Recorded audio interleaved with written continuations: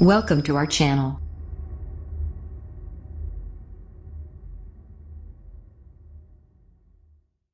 iPhone XS, 10s, XS or Xtra Small? Welcome to iPhone's 2018 naming problem. When Apple announced the iPhone X last September, it painted itself into a corner. With two 8s, the iPhone 8 and iPhone 8 Plus, and a 10, the iPhone 9 was passed over, and a whole new Roman numbering system was on the table. Now, with three rumored new 2018 iPhones on deck for its big September 12th unveiling, said to be three different screen sizes, but all using the iPhone X style Face ID, how will Apple designate and delineate the trio of models? Here are some possibilities. Go for this. Last year, Apple broke its own iPhone S cycle, where iPhones in every even year sees a major upgrade, often accompanied by a physical redesign, while odd years get internal updates with the suffix S. The iPhone 8 and 8 Plus should have been the iPhone 7s and 7s Plus, but Apple jumped a whole number. And with its radical redesign, the iPhone X, pronounced iPhone 10, leapt two more numbers up the scale, leapfrogging 9 altogether. Rumor has it that this year Apple returns to the S update. The iPhone X successor could actually be three phones, including a 5.8-inch and 6.5-inch OLED screen iPhone, both of which are called iPhone XS. That's according to 9to5Mac, which claims exclusive images and intel. A third iPhone, said to have 6.1-inch LCD screen, would be the most affordable of the three, but that wasn't shown or named by 9to5Mac. That makes sense to a point, and is a return to familiar form.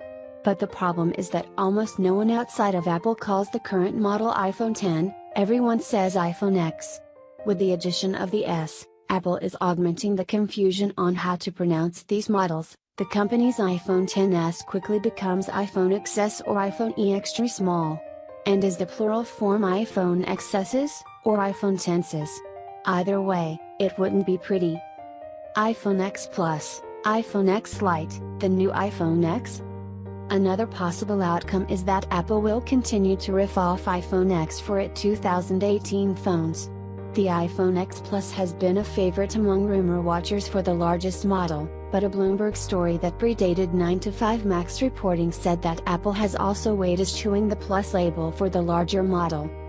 Still, a 2018 5.8-inch iPhone could simply become the new iPhone X, assuming the 2017 model disappears, as many theorize.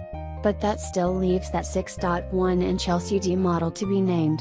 Pundits have dubbed that model the iPhone 9 because it's said to be the low-end option in the new line. Besides swapping OLED for LCD, it's also assumed to have a single rear camera and other budget compromises, but one presumes its notched screen and Face ID design still makes it worthy of X branding. However, iPhone X Lite or something that implies lesser is very un-Apple. Of course, had Apple had pronounced the earlier model iPhone X, it could have reset its numbering to iPhone X2, iPhone X3 and so on. But that doesn't work where X is pronounced as 10. iPhone X forever. Apple could also decide to name every future Face ID phone the iPhone X, and differentiate them only by screen size. Based on rumors, that means we'd be looking at the iPhone X, 5.8-inch, iPhone X, 6.1-inch, and iPhone X, 6.5-inch. My eyes nearly dropped out of my head typing that, because it looks so busy and bad. But there's some precedent for Apple naming phones this way, just ask the iPads and MacBooks. Still, we really hope we don't have to start asking our friends if they bought the iPhone X from 2017 or the 6.1-inch iPhone X from 2018. The horror. What does it all mean? Why would Apple change course and rename its iPhones around the iPhone X? Simply put, the company is doubling down on success. The iPhone X is about reinvention. It represented a radical design shift with no home button and a new 3D front-facing camera to unlock the phone instead.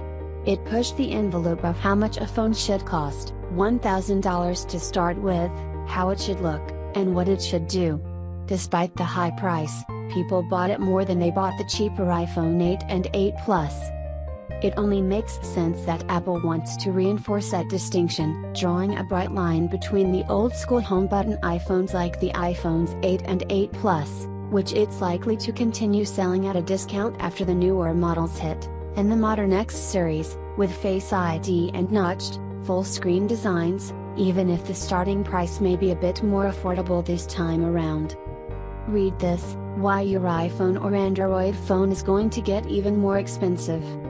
That's why I'm betting these new phones won't be called the iPhone 9, the iPhone 11 or even the iPhone 11. After all, this is the company that redubbed its Macintosh operating system as OS X when it, too, hit version 10 in 2001. The company stuck with that X branding for the better part of 15 years, until reverting to Mac OS in 2016.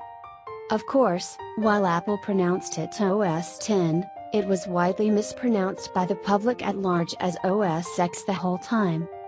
So expect Apple to cement the new iPhone era, the era of X, once it finally reveals the new names on September 12th. Let's just hope the company gives us a sensible way to distinguish among these phones when we're discussing them in days and months ahead.